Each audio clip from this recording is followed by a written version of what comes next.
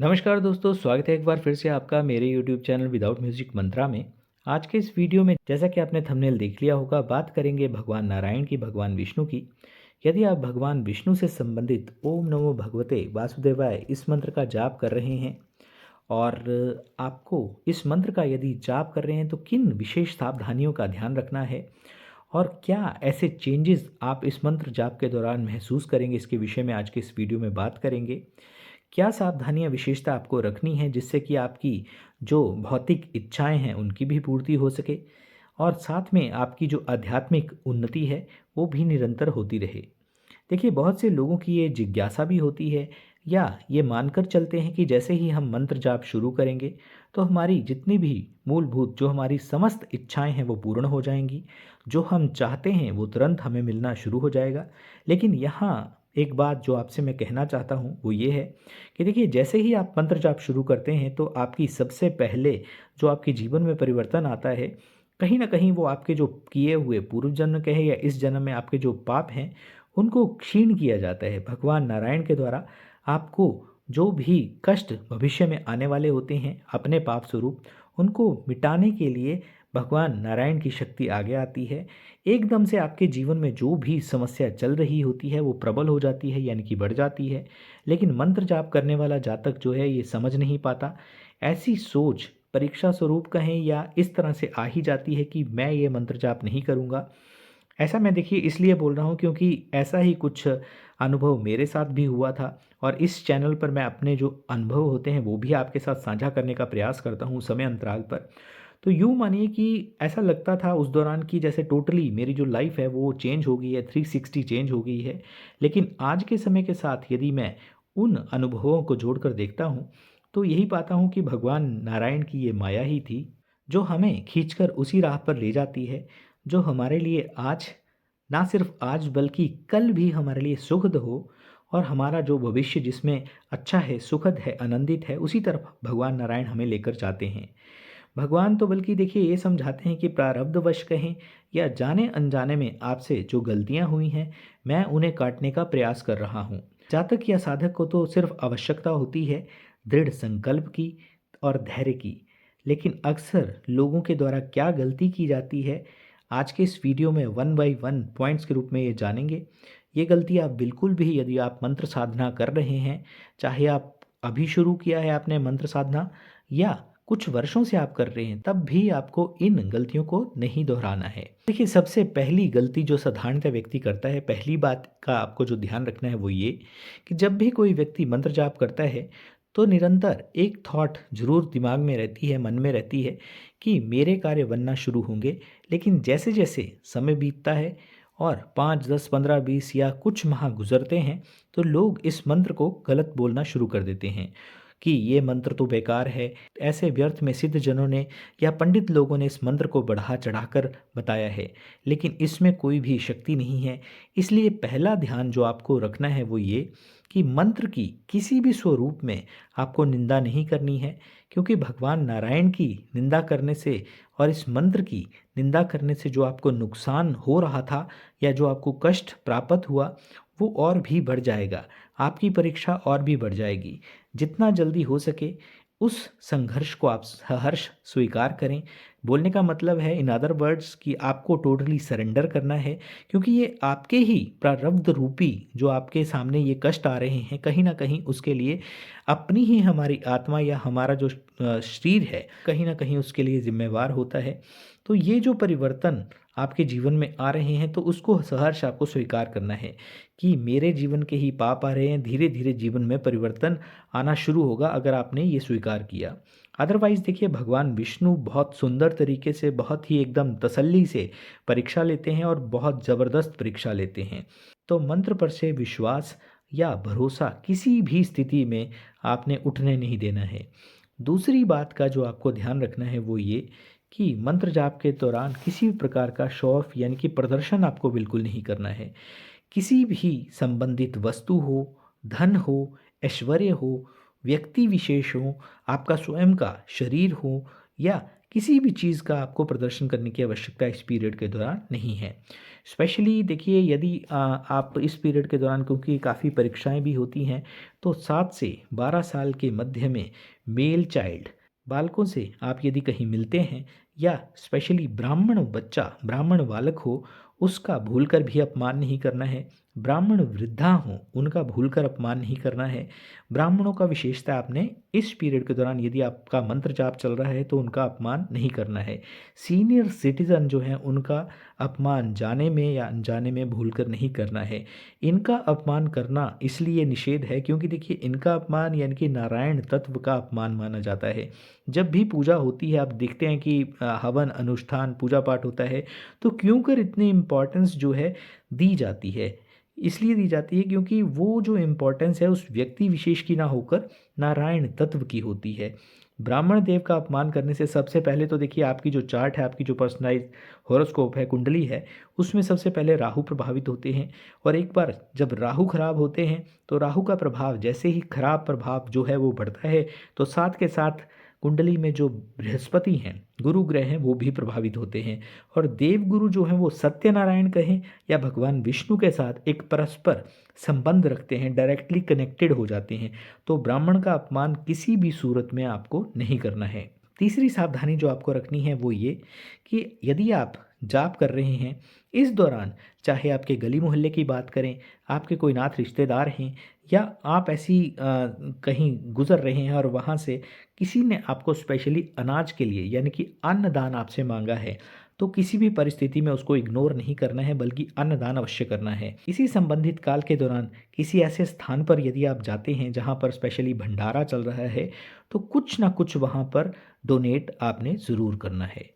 और यदि वैसे भी आपसे कोई अन्न की मांग करता है, तो उसकी हेल्प कर दीजिए। अगर बहुतायत ना कर सके, तो जितना आपका सामर्थ्य है उतना अन्नदान अवश्य करें। क्योंकि इस पीरियड के दौरान यदि आप ऐसा करते हैं, तो देखिए, एक तो बाकी समय के अलावा ये जो क्रिया है, ये भी आपके पापों को क्षय यानी कि आपके जो पाप हैं उनको क्षीण करने का या समाप्त करने का कार्य करता है। और दूसरा देखिए, आप जानते हैं कि भगवान विष्णु के पास तो हज़ारों माध्यम हैं।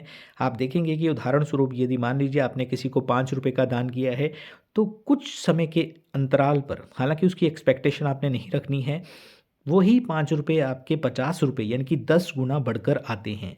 लेकिन यदि आप अपने स्वभाव में कठोरता दिखाते हैं, रुष्टता या उग्रता दिखाते हैं, तो वही चीज़ें आपके साथ फिर बढ़ जाएँगी। यानी कि जो आपने दिया होगा, आपको भी वापसी में रिटर्न में वही मिलेगा। साथ ही यदि आप इस प्रकार का व्यवहार मंत्र जाप के दौरान दिखाते हैं, तो मंत्र अपने आप में उसमें एक रुकावट पैदा करेगा, यानी कि आप जाप ना कर सकें। यानी कि मंत्र जाप में आपको किसी न किसी प्रकार से एक ऑब्स्टेकल का सामना, रुकावट का सामना करना पड़ेगा। रुकावट आना शुरू हो जाएगी।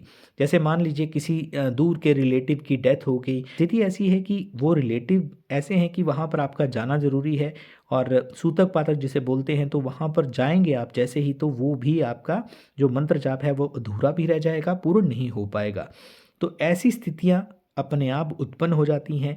किसी बच्चे का बर्थ हो गया, जन्म हो गया, जहाँ पर आपको जाना ज़रूरी है, आपके बिना वहाँ पर कार्य संपन्न नहीं होगा, या ऑफ़िस के काम से कुछ ऐसी सिचुएशन बन गई कि एक ही रूम में आपको अपने कोलीग्स के साथ रहना पड़ रहा है, या ऐसी सिचुएशन है कि आप वहाँ पर मंत्र जाप नहीं कर पा रहे हैं, तो जिसके कारण व्यवधान उत्पन्न हो जाता है। तो इस तरह से रुकावट आना शुरू हो जाती है। चौथी बात का जो ध्यान आपको रखना है वो ये कि हालाँकि देखिए, ये जो चौथी सावधानी आपने रखनी है, ये कोई भी साधना आप कर रहे हैं, उसमें आपको रखना ही रखना है कि किसी को किसी भी प्रकार के आपको कठोर शब्द या कटु शब्द नहीं कहने हैं। व्यंग नहीं करना है, मज़ाक नहीं करना है, किसी का यानी कि हास्यास्पद स्थिति का उसका मज़ाक ना उड़ाएँ। कोई गरीब है, फटे हाल है, या किसी ऐसी सिचुएशन में है जहाँ पर उनसे किसी प्रकार की कोई भूल चूक हो गई है, उसका बढ़ चढ़कर आपने मजाक नहीं उड़ाना है। ये बोलने का मतलब, ऐसा कोई भी कार्य नहीं करना है जिससे सामने वाले की जो आत्मा है वो दुखी हो सकता है कि उस दौरान वो व्यक्ति पलट कर आपको जवाब ना दे, लेकिन आप जिस साधना में लगे हुए हैं, आपको फोकस उसी पर रखना है। यदि आप किसी का मन दुखाएंगे, तो जो आप साधना कर रहे हैं उसका मिलने वाला जो फल है वो भी निष्फल हो जाता है। या तो देखिए, उसका जो रिजल्ट है, आउटकम है, वही नहीं मिल पाती, या यदि मिला भी तो उसका कोई अर्थ नहीं रह जाता। पांचवी सावधानी जो आपको रखनी है वो ये कि यदि आप मैरिड हैं या शादी करने वाले हैं तो अपने पार्टनर से किसी प्रकार का अपमान ना करें। मान लीजिए उन्होंने कोई आपसे डिमांड रखी है, जैसे कोई डिमांड करते हैं कि मुझे गिफ्ट स्वरूप ये दीजिए या कुछ भी कोई डिमांड रखते हैं, तो यदि आप समर्थ हैं या नहीं हैं, लेकिन अकॉर्डिंगली इस तरह से आप व्यवहार करें जो सामने वाले को अपमानजनक ना लगे। लक्ष्मी स्वरूपा देखिए पत्नी को माना जाता है, जितना खुश उनको आप रखेंगे, आपकी साधना में सफलता का जो परिमाण है उतना ही बढ़ जाता है। उन्हें समय समय पर उपहार यानी कि गिफ्ट भी आपको देना चाहिए। साधारणतः देखिए सीधी सी बात है, को अनायास झगड़ा करने से बचना है। अनायास झगड़ा करेंगे तो माता लक्ष्मी के साथ साथ माता अन्नपूर्णा भी नाराज़ हो जाएंगी और स्थितियां आपके लिए और भी विकट या और भी विकराल हो जाएंगी। अब आप ये कह सकते हैं कि देखिए इस पीरियड में यदि कोई मुझे कुछ कहे तो क्या मैं उसे पलट कर जवाब ना दूं, रिएक्ट ना करूं? तो देखिए पहली बात यह है कि आप मंत्र जाप कर रहे हैं ना कि सामने वाला। दूसरी बात यह कि अनायास झगड़ा या कटु शब्दों का प्रयोग यदि आप करते हैं तो जो आपका मिलने वाला आपको रिजल्ट है, परिणाम है, वो कहीं ना कहीं शून्य हो जाता है। यही कारण है कि देखिए साधक जितने भी थे वो एकांत में चले जाते थे, ऐसे स्थान पर चले जाते थे ना किसी से आशा, ना तृष्णा, ना सम्मान, ना अपमान, एक लक्ष्य, एक विश्वास, सिर्फ भगवान विष्णु की आराधना। इसलिए इस समय चाहे बालक हों, चाहे महिला हों, वृद्ध हों, आपको हर किसी के साथ सम्मानपूर्ण आचरण ही करना है। क्योंकि देखिए नारायण भगवान भी ये जानते हैं कि जिस व्यक्ति के हृदय में दया नहीं है, सम्मान नहीं है, वो नारायण उपासना में कभी भी सफल नहीं हो पाता। एक और बात है, होपफुली आपने शायद इसके बारे में नहीं सुना होगा, नारायण अस्त्र के बारे में आप नहीं जानते होंगे। बहुत ही गुप्त साधना इसकी मानी जाती है और इसे हर कोई प्रयोग करना नहीं जानता। साधारणतः देखिए इसको यदि कोई चला देता है तो जो सामने वाला व्यक्ति होता है उसकी जो गति होती है उसकी कोई साधारणतः इस दुनिया में रहते हुए कल्पना भी नहीं कर सकता। और आप ये मानिए कि देखिए इसको गुप्त रखा गया है, तो नारायण अस्त्र की जो उत्कीलन पद्धति है उसमें भगवान विष्णु के, नारायण के इसी महामंत्र से शुरुआत होती है। तो सर्वप्रथम उसमें ओम नमो भगवते वासुदेवाय मंत्र का कम से कम 3 माह तक अनुष्ठान करना पड़ता है। उससे जो आपके अंदर ऊर्जा आती है वो ऊर्जा आपके काम तब आती है जब उसको आप सिद्ध कर रहे होते हैं। बोलने का मतलब है कि सबसे पहले इस ऊर्जा को आप अपने अंदर सम्माहित कर पाते हैं, भाल पाते हैं, उसके पश्चात ही इस पथ पर आगे बढ़ पाते हैं। अगर सच में आप आध्यात्मिक पथ पर जाना चाहते हैं या उस देवी ऊर्जा को महसूस करना चाहते हैं तो ये जो मैंने आपको बताई हैं ये 5 गलतियां आपको भूल कर भी नहीं करनी चाहिए। इसके साथ ही कुछ एक छोटी छोटी बातों का भी आप विशेष ध्यान रखें। साधना के दौरान देखिए अधिकाधिक आपको पीत वस्त्र यानी कि पीले वस्त्र ही पहनने हैं। पीली मिठाई आपने अधिकाधिक बांटनी है। घर में पीली दाल स्पेशली बृहस्पतिवार को जरूर आप भोग लगाकर भगवान को उसके पश्चात स्वयं भी ग्रहण करें। गौ माता की अधिकाधिक आपने सेवा करनी है।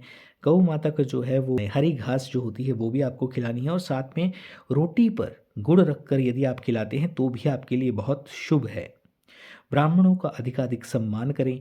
छोटे बालकों को जितनी ज़्यादा हो सके पीली मिठाई आप खिलाएं, लड्डू खिलाएं, लेकिन उनको ध्यान रखें कि जो भी आपने देना है वो भी आप बहुत ही सम्मानपूर्वक आप दें।